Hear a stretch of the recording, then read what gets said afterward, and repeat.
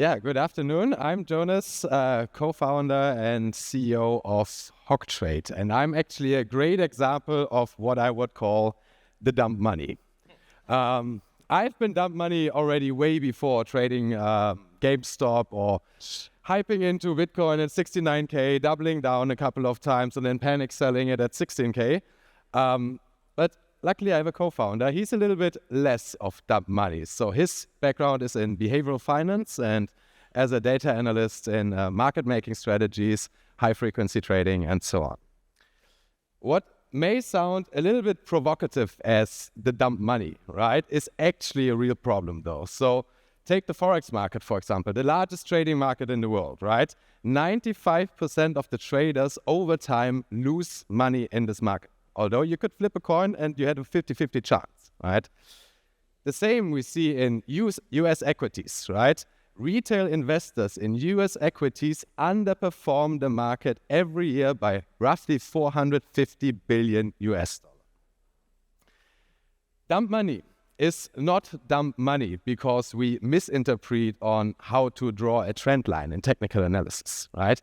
Dump money is dump money because we show emotions, we show greed, we show gambling tendencies, actually.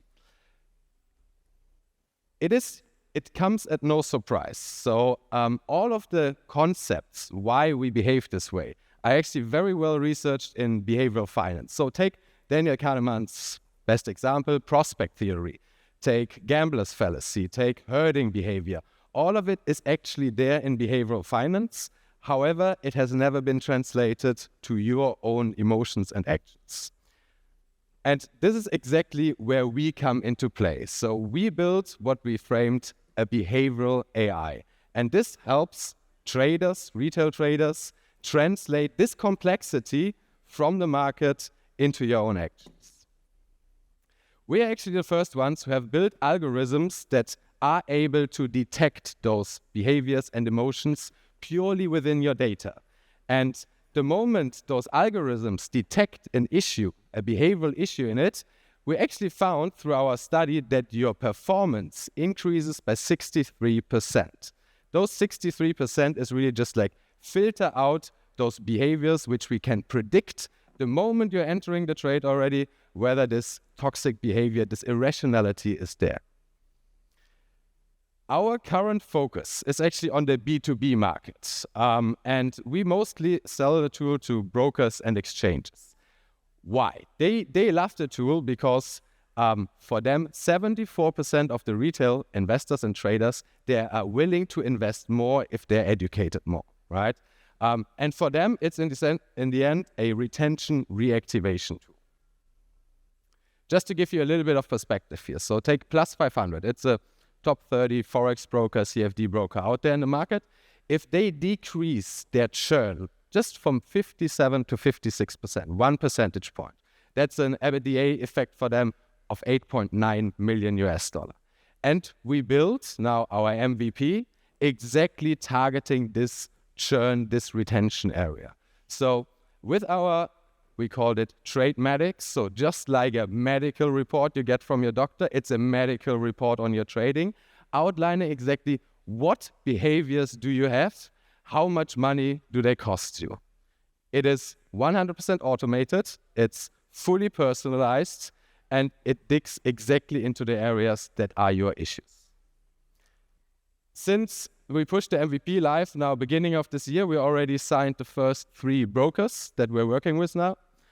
So Forex brokers, crypto exchanges, stock brokers, its behaviors, it applies to all of them.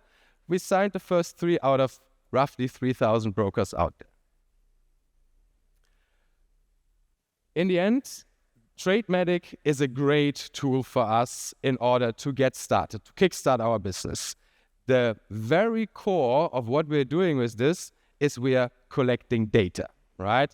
Secondly, we built a profitable SaaS model out of this. And thirdly, we get a lot of connections into the brokerages, into the exchanges. However, what we really build with this is this ultimate behavioral AI platform. So just to give you a feeling of the 3 brokers that we integrated now, we got roughly the data of 200,000 traders. And this is what we need in order to train our models, in order to optimize them, right? So just to give you a little bit of an outlook, as I said, the behavioral AI part is the core what we're building there. There are a couple of application areas that we see out there. And just to tickle your fantasy a little bit, let me dive into 2 or 3 of them. Copy trading. I do believe we can revolutionize copy trading.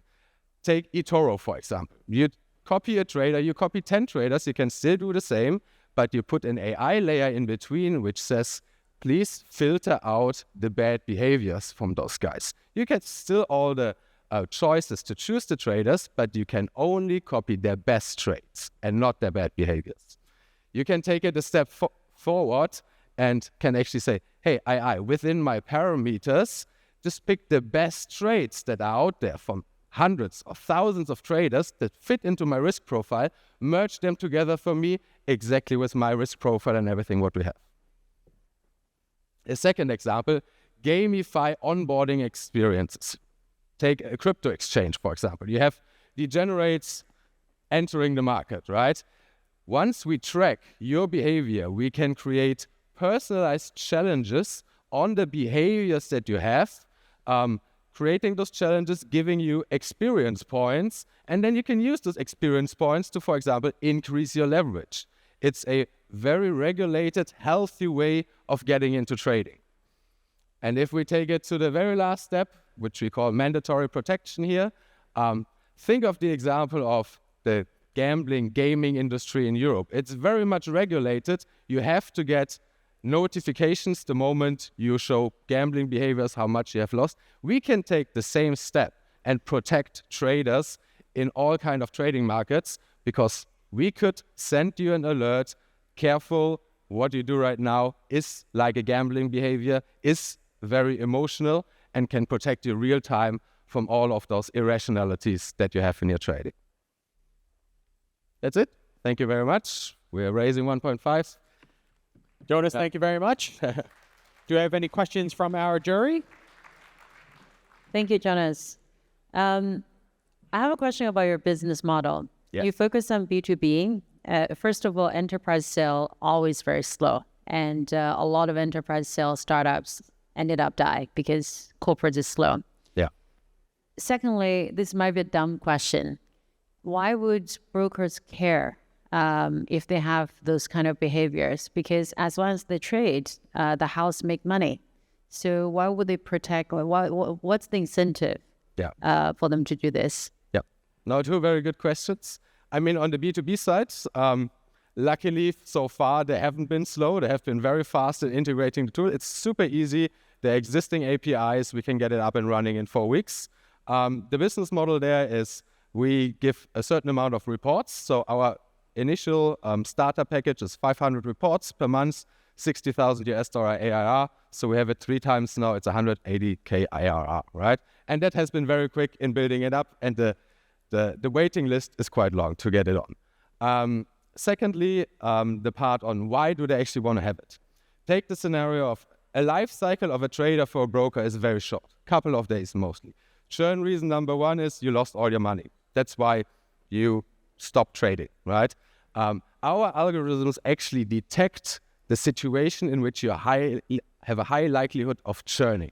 So exactly in this moment, our AI sends you those reports, makes you understand why did I lose the money, and if only the likelihood that you redeposit money increases by 1%, the broker is already making more money because they don't lose you as a client and they get more deposits. That is their whole motivation behind it. They just want to make more money with it. Thanks for the presentation, Jonas.